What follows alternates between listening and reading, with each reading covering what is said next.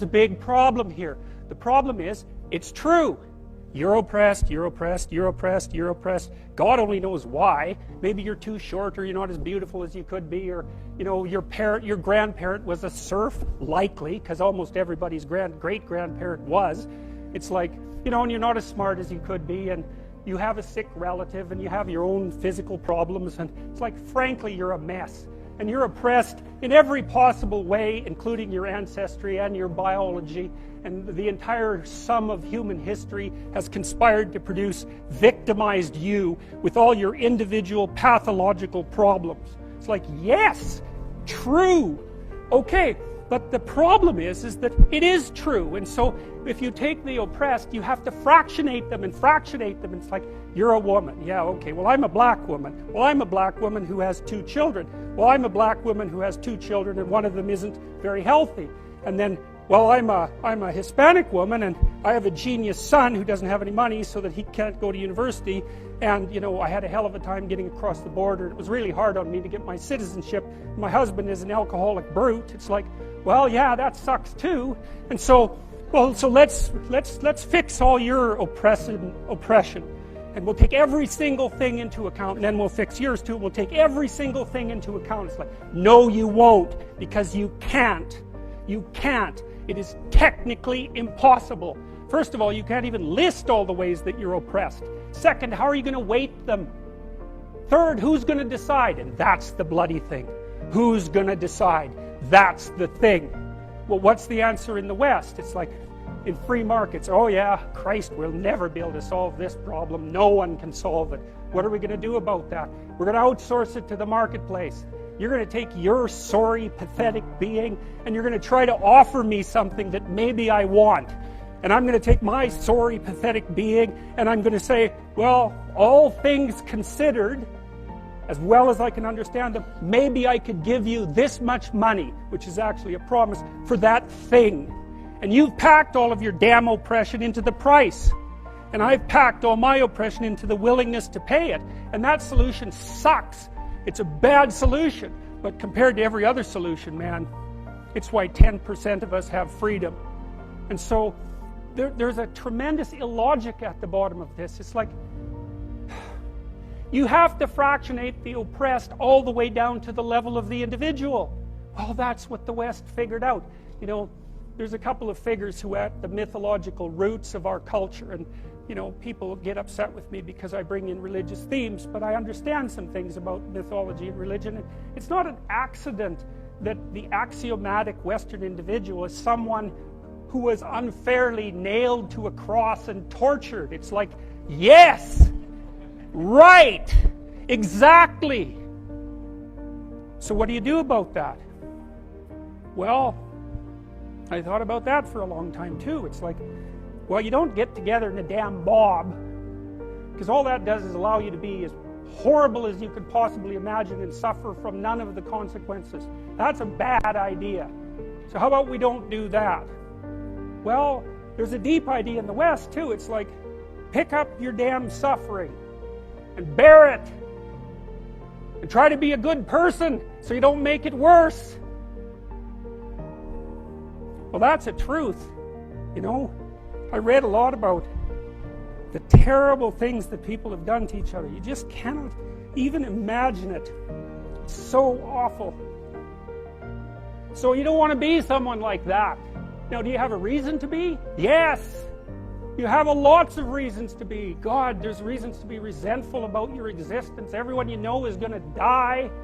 You too. And there's going to be a fair bit of pain along the way, and lots of it's going to be unfair. It's like, yeah, no wonder you're resentful. It's like, act it out and see what happens. You make everything you're complaining about infinitely worse.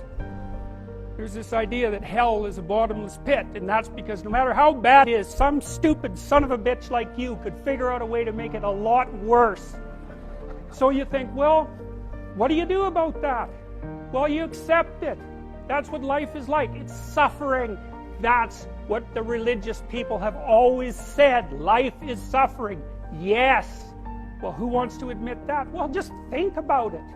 Well, so what do you do in the face of that suffering? Try to reduce it.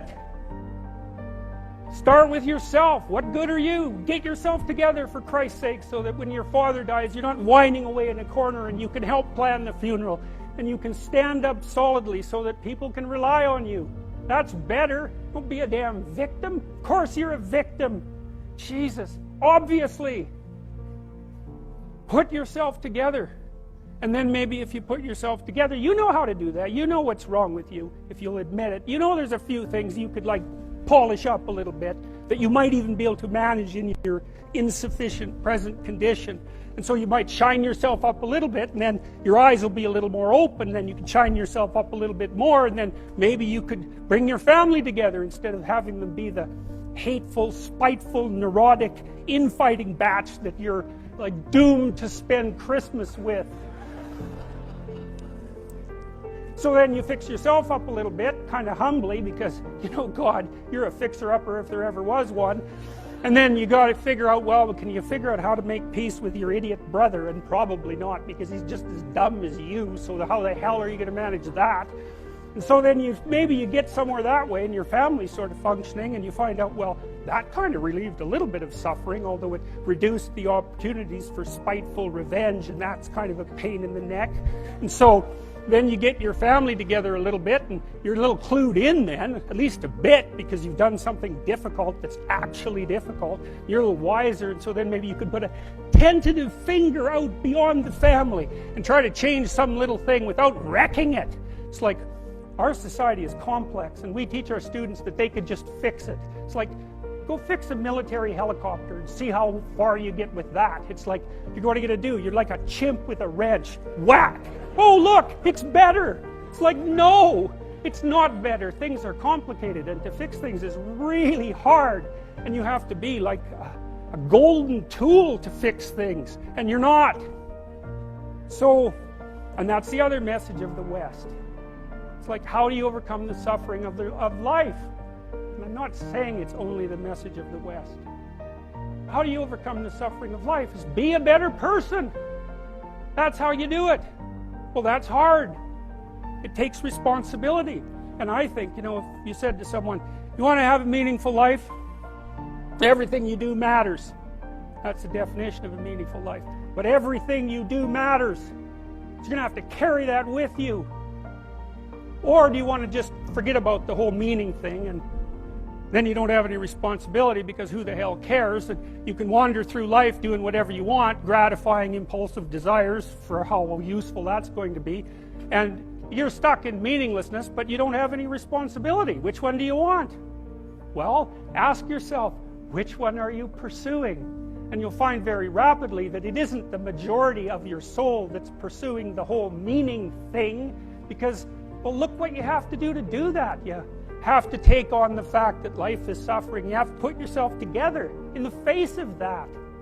Well, that's hard. Christ, it's amazing people can even do it. I'm stunned every day when I go outside, and it isn't a riot with everything burning.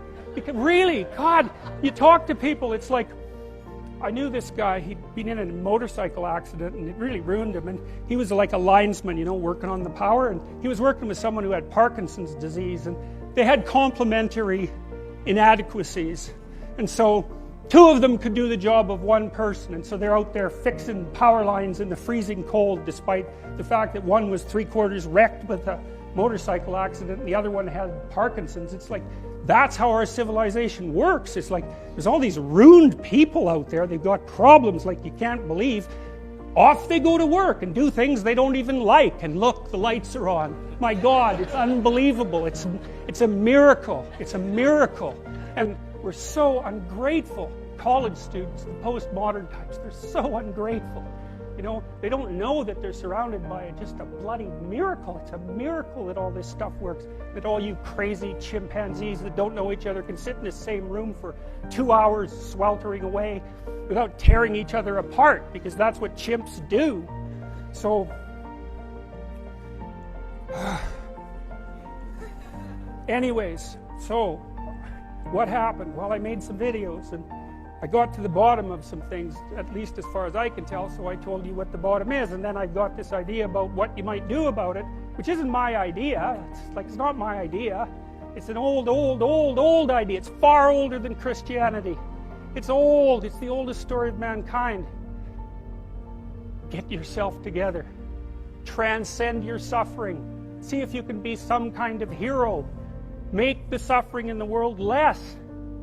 Well, that's the way forward, as far as I can tell, if there is any way forward. And that's what's under assault by the postmodernists. So look out, because they know exactly what they're doing, and they know exactly why they're doing it.